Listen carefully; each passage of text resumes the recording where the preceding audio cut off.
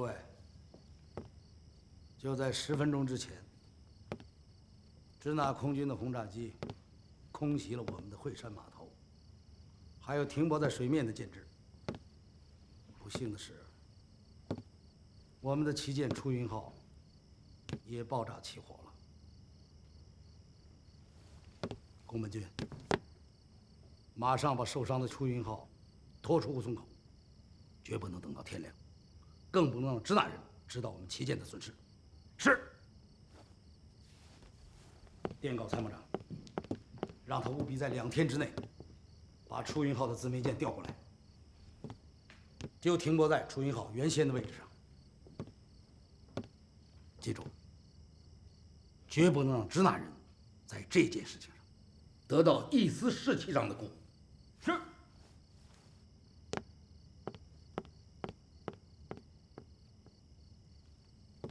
大佐，现在我们俩来谈一谈你的那个恐怖轰炸计划。司令官，您指的是轰炸南京？当然是。既然支那人瞄准了我们的士气，那我们就以其人之道还治其人之身，反手过去，彻底摧垮他们的意识和抵抗意志。明白了。你明白什么？任务，我们的任务。有喜。大佐，本司令官已经做出决定，将特设一支轰炸南京的专业部队。你森川俊雄就是这支部队的指挥官，你将拥有包括20架96式战斗机在内的全部82架飞机。从明天起，大批次、大集群间断奔袭南京，不惜一切代价夺取制空权。嗨，不论是政治还是军事，包括经济目标，全都在你的轰炸范围之内。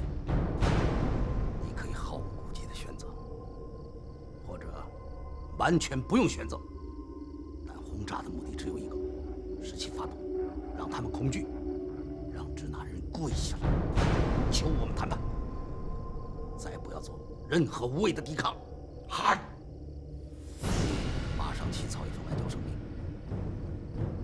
送到上海各国领事馆，让他们自己转交给在南京的大使馆，明确地告诉他们我们的轰炸时间，让他们迅速撤离在南京的本国公民，包括停泊在下关码头的所有舰船，不听劝告。那么造成的一切经济生命损失，大日本帝国将概不负责。嗨！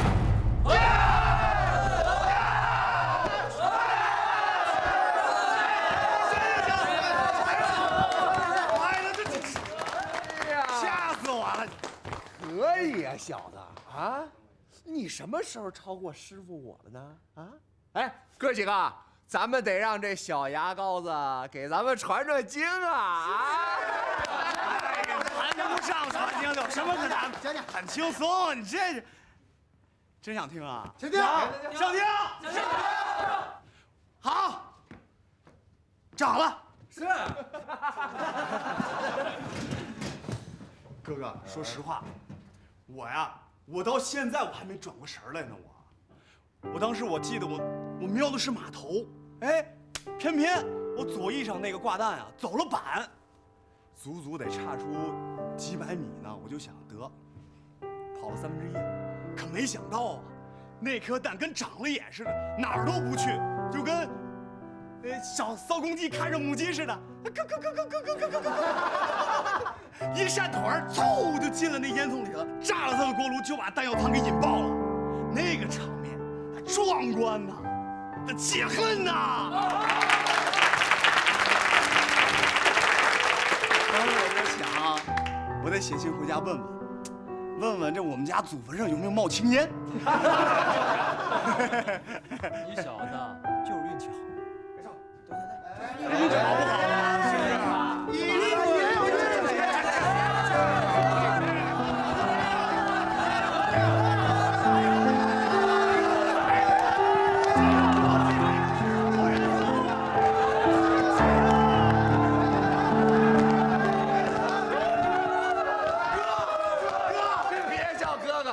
年都没有啊！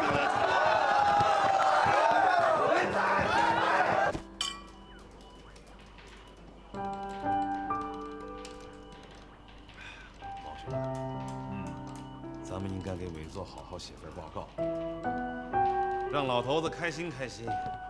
哎，这个报告你看这么写合适吗？就说我们空军此次取胜的关键，是因为委座的指示。有什么不妥吗？司令，上有好者，下必其焉。老头子对下作战的干预，已经是让你我不堪重负。如果我们一味地夸张决策的结果，势必会导致老头子对他那一套坚定不移，而且会成倍加重。其实，这种只占便宜不吃亏的事情，是800年也遇不上一次。有道理。还是你毛兄这块姜老辣啊！这个夜袭的办法，也只能是偶尔用之。中国有句古话，叫做“得意不可再有”。一旦日本人要警觉起来，是啊，日本人对战争反应的速度奇快，凡是我们出过的牌，他们总能找到新的应对方式。哦，我司令。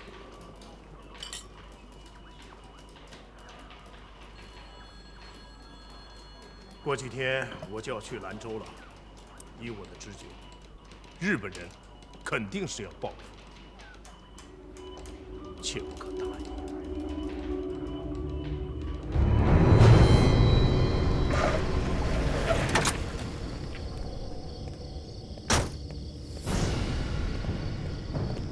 你是谁？有什么事情？我是日本国外交信使，有一件紧急公文，请立刻转交给你们的总领事。知道了，明天一早我会转交给他。还是请他现在就看，非常重要，关系到贵国在南京使馆人员的安全。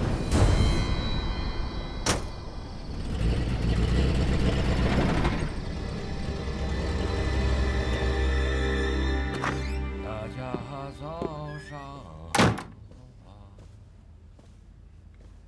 嗯？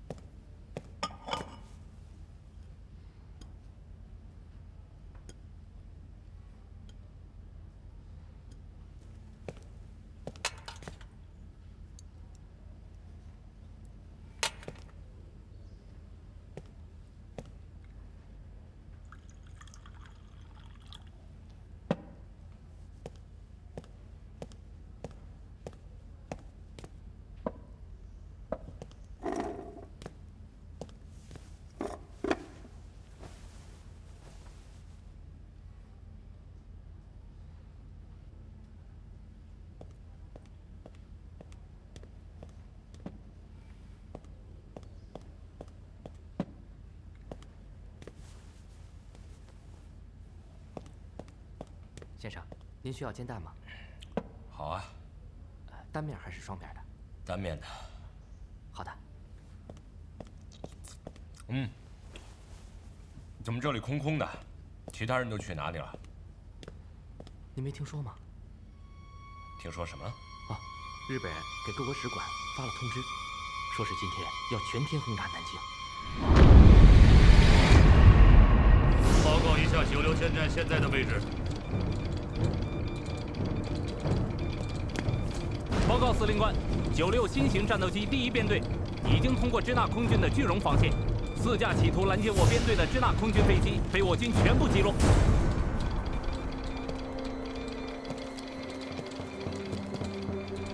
报告山下大尉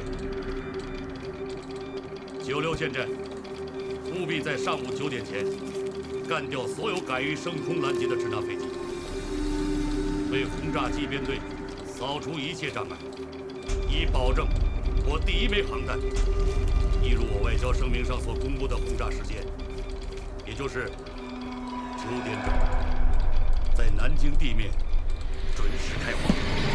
是。桂田。是。我听说你和山下大尉都是横须贺海军航校的同学。是的，司令官，我比他低2届。一样，我也是。我们横须贺的飞行员都是用1把尺子量出来的。我听说，从你们那届开始，学员们都爱在整个战斗过程当中，让座舱里的无线电播放日本海军进行曲。是的，司令官，每所学校都应该有自己独特的传统。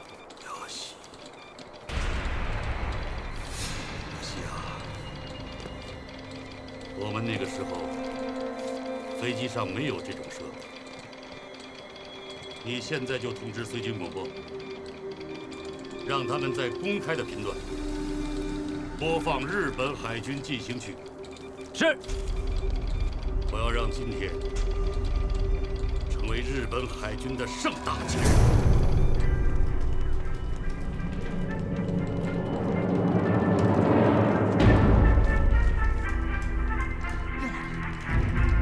处长，又来了，又来了！什么又来了？日本海军进行曲。立刻通知防空指挥部，发出空袭警报，快！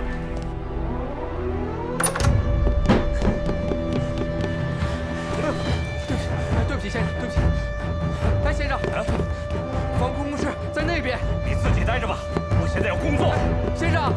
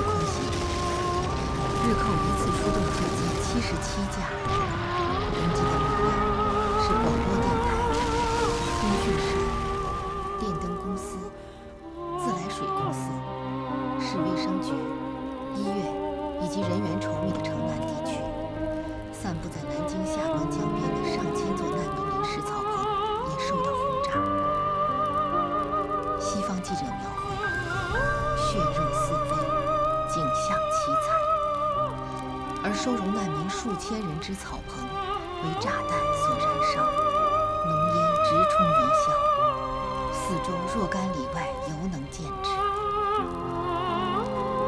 今天的历史学家认为，日本侵略军对南京的大屠杀，实际是从9月19日这一天由空中开始的。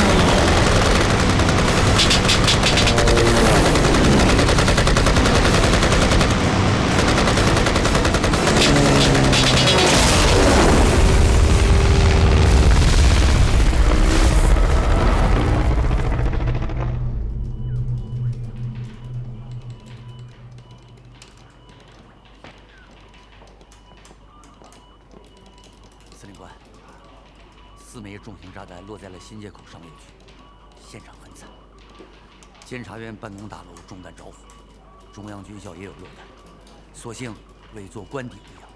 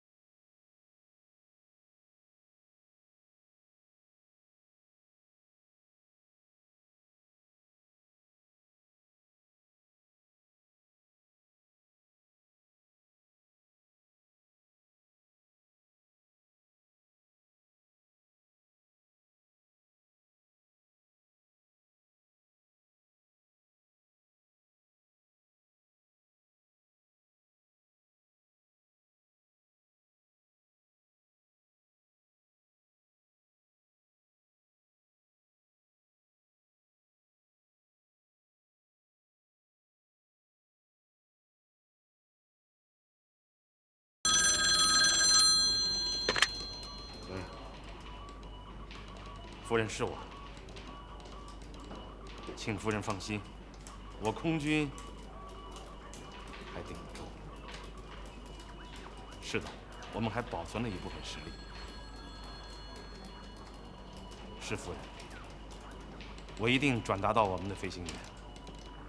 夫人，我们对您有一个小小的请求。听侍从室钱主任说，在敌机轰炸最猛烈的时候，您居然带着孩子在街上统计敌机的架数。在这种情况下，请您进入防空工事，把这样的工作交给我们的防空部队来完成。师傅，知道了。请夫人转告委座，我们能顶得住。好，再见。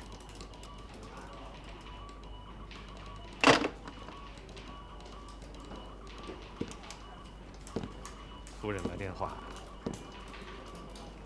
要我们的飞行员从现在开始不要住宿在机场。他已经联系好了紫金山图书馆，让他们住在那里。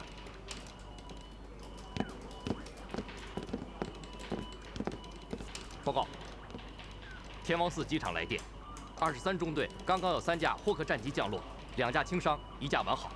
哦，23中队有进步。司令官，坠落的8架飞机中，有1架是全金属单翼战机，落地后炸成碎片。该机是96式新型战斗机。把所有的金属碎片都给我捡回来，此事要弄实。看到东西之后，我们再说话。是。司令部。好，好。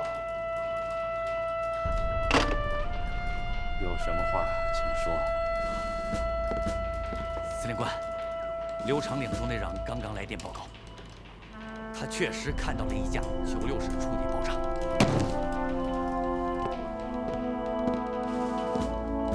刘长岭看清楚了？是，他说他与那架战斗机纠缠了15分钟之久，而且还是用大口的机枪打下来，而且打光了所有的无量弹药。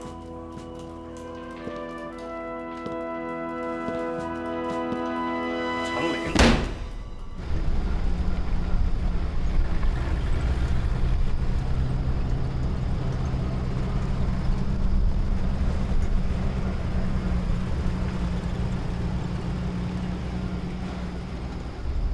城里所有的医院都堆满了死伤者，城南的大火到现在还在燃烧，丧心病狂的日本鬼子。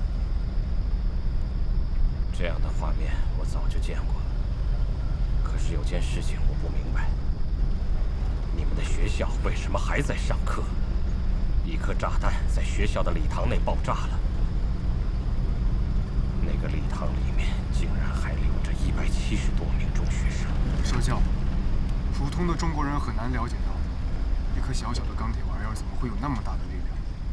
他们太信了天空了，他们不明白，一向赐给他们福祉的天空为什么会掉下可怕的炸弹来。他们一辈子只懂得在蓝蓝的天空下朗朗的读书声。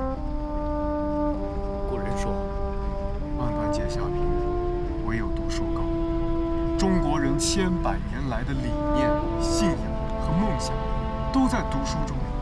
你要他们停下来，就等于幻灭了他们所有的希望。你们的孔子是不是相当于我们的耶稣基督？差不多吧。我想我现在明白了。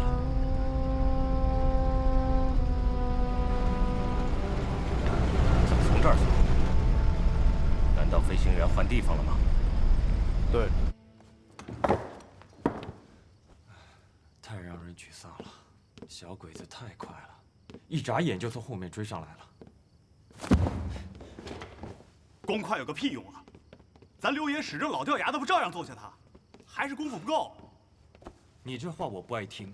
咱们有几个刘爷？500年才出这么一个。是，刘爷是厉害，放在冷兵器时代，那可以敌万人。可咱们打的是现代空战，现代空战，一个人再牛，他顶什么用呀？啊？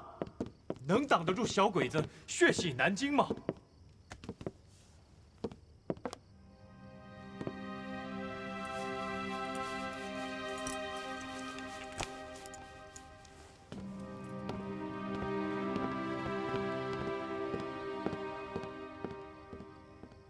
各位，我请你们不要这么丧气，这不是你们的错。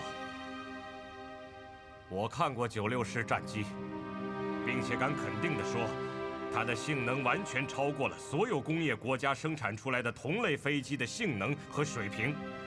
你们能与如此强大之敌毫无惧色地拼杀，并且活下来，已经很了不起了。请别安慰我们，少校。你还不如骂我们一顿，或许会更舒服一些。翟公子，跟着美国人废什么话？炸的又不是他的国家，他是来赚美金的。兄弟，别这么说。别说他是你们的长官了，就算他是一名普通的美国人，你这样说也过分了。夫人到，立正。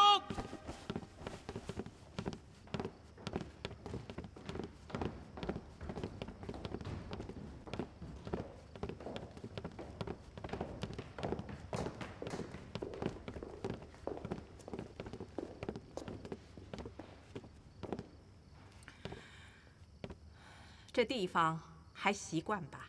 习惯。那边的典籍是国父留下来的，你们睡在书香世界里。你们怎么开火呢？服务团的同志们每天按时把饭菜送到这里，夫人。秋天了，饭菜还是以热食为主，煲一点汤，最好是广东师傅。广东人煲汤的学问多。是，夫人。上尉，都爱吃些什么呀？夫人，吃什么都可以。太笼统了，上尉。你的食谱不要保密，也许就是取胜之道了。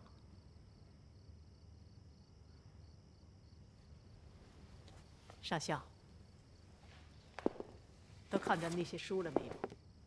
这里的馆藏都是中华文化最经典的部分，所以我们就把它藏在了最安全的地方。日本人是尽了全力，企图征服我祖宗创立的整个国家，企图毁灭我们历代遗传下来的文化，使我们的同胞成为他们的奴隶。他们以为这样狂轰滥炸就可以使我们投降。可是上校，你可以到那儿去翻翻那些典籍。我们的祖训从没有投降一词。相反的词汇倒是有，那就是成人取义。我相信，唯有这一词，能深深铭刻在我中华每一个国民的心中。夫人，老实说，我已经感受到了你们国家文化的凝聚力量。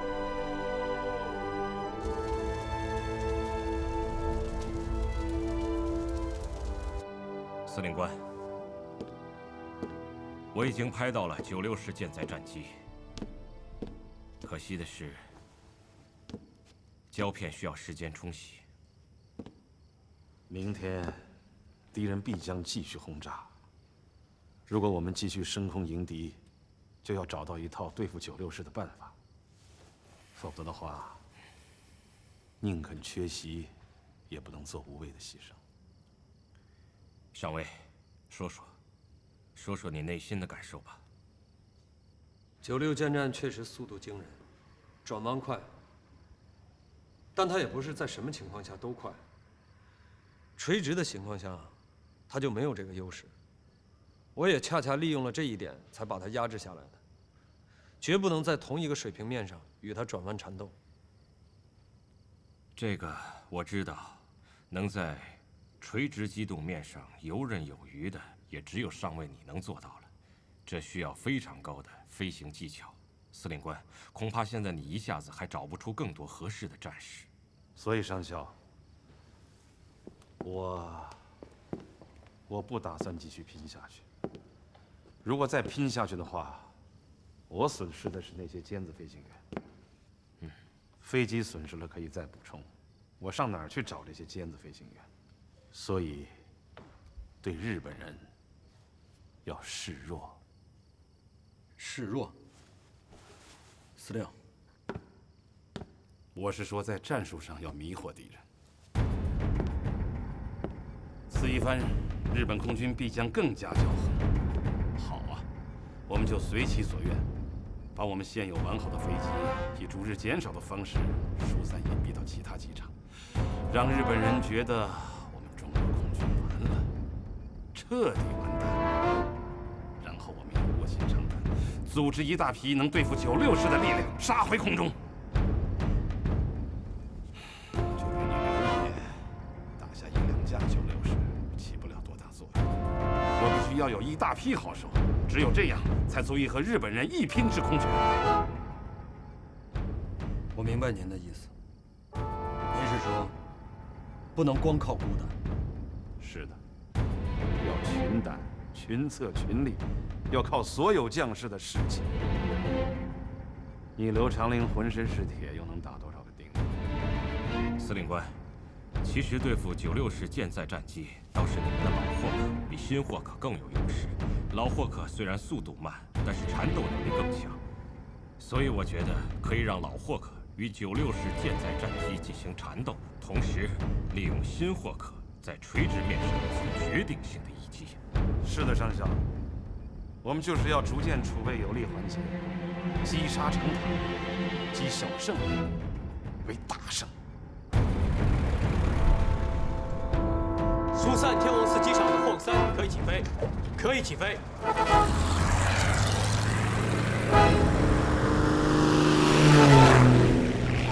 前往芜湖机场的诺斯路开车，5分钟后可以滑行至起飞线处等候。钟队长，你就别让我疏散了，让我和你一块留下来值班行不行？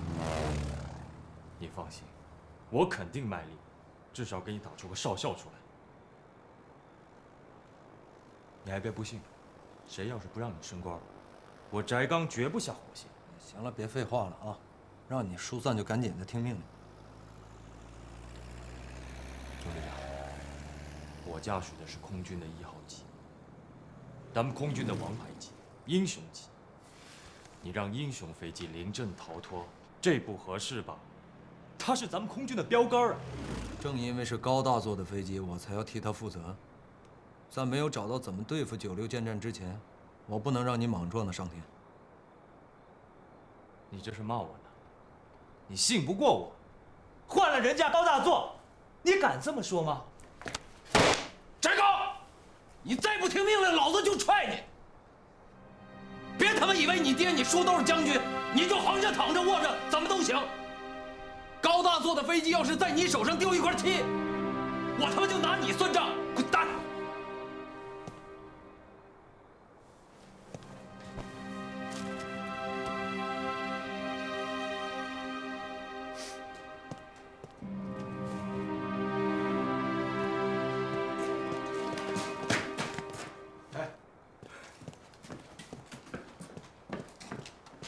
干什么呀？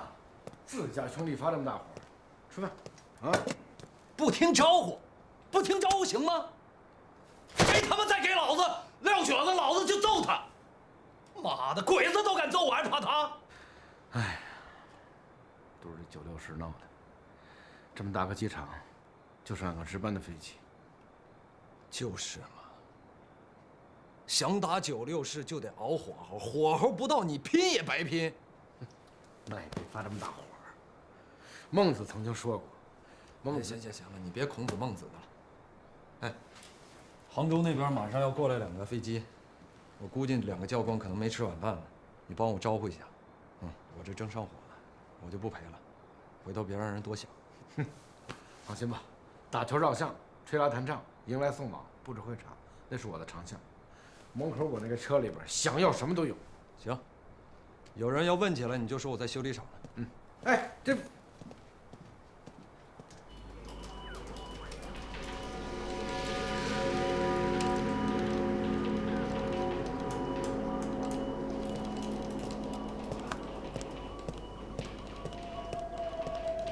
怎么样，席兰？有头绪了吗？找不到一点缝隙。日军所有的航空部队用的全是新型密码，而且通信非常的活跃。你就是毫无办法，愁死我！哎，还真是一把钥匙开一把锁，没有密码，你就真奈何不了小鬼子。那架打下的96式舰战的残骸拉回来了吗？啊，拉回来了。碎得满山坡都是，好不容易才凑出形来。找到机载电台了吗？哼，还电台呢，能凑齐形就不错了。哎，既然沾不上光，就只有靠笨办法了。司令刚刚来了命令，为了配合飞行部队对付96师，要求咱们情报部门必须弄清每一架来袭敌机的行踪。既然机器不行，咱们就用肉眼。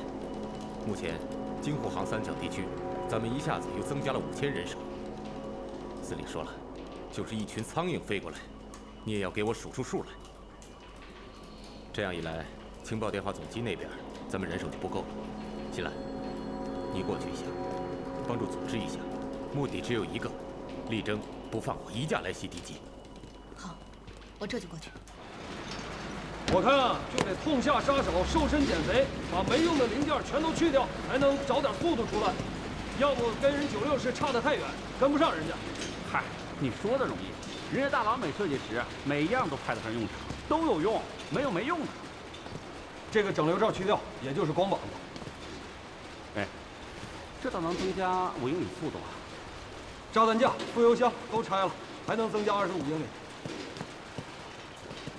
咱们不是白天作战吗？落地灯也拆了，这样又增加5英里。哎，老李，现在就拆。你说行不用，你得拿航站站长的单子来，这是商场，没单子啊，谁敢擅自拆呀？拆完了，我老李得上军事法庭的。哎呀，我的刘大英雄，这事儿我定不了，这是空军的规则，超出了我的权限，我定不了。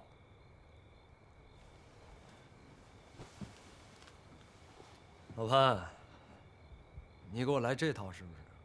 你在陆军、空军都干过，论打仗你可是老资格了。你身上的弹片加起来得有半斤多重吧？你跟我说说打仗是什么规则？打胜仗就是规则，你打不了胜仗那都是狗屁。常良，老资格有什么用啊？啊，做步兵那不是吹，我在冯老总手下，那也是从死人堆里爬出来的。这不是我的匣子枪，这是飞机，多少万美金买来的，浑身洋马子，多少学问在里面。哎，就跟人似的，割掉了你的鼻子和耳朵，你是照样能跑。可我能下得了这个刀吗？你就说你答不答应吧。这不是答应不答应的事，你呀，得找能答应的人去说。谁呀？给司令官打电话，他批准，你拆哪儿都行。我帮你打，我打行吗？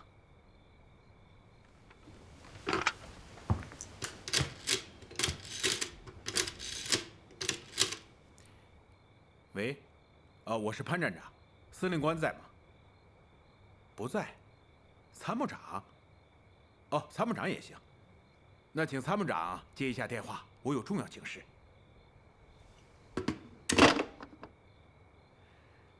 你都听见了吧？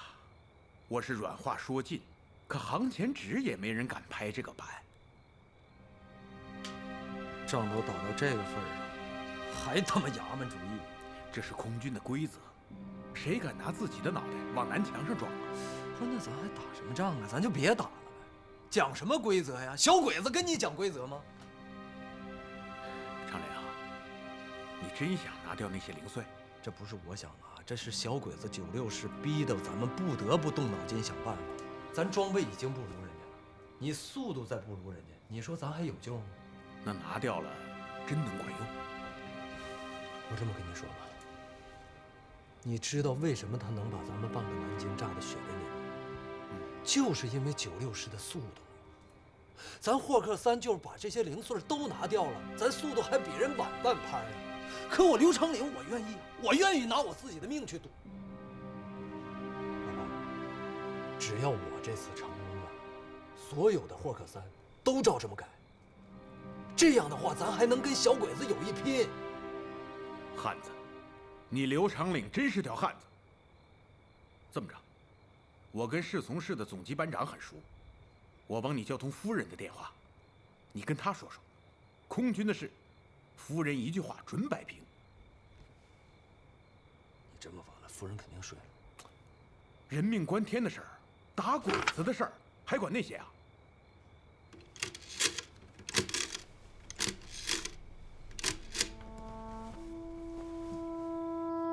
就是那个击落96师的刘长脸。是的，他说有一个紧急的装备技术问题需要请示。你好，上尉。哦，没关系。你说什么事？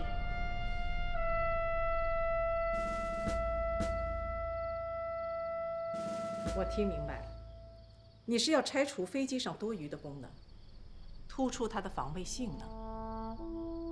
那你有把握吗？我指的是你的飞行安全。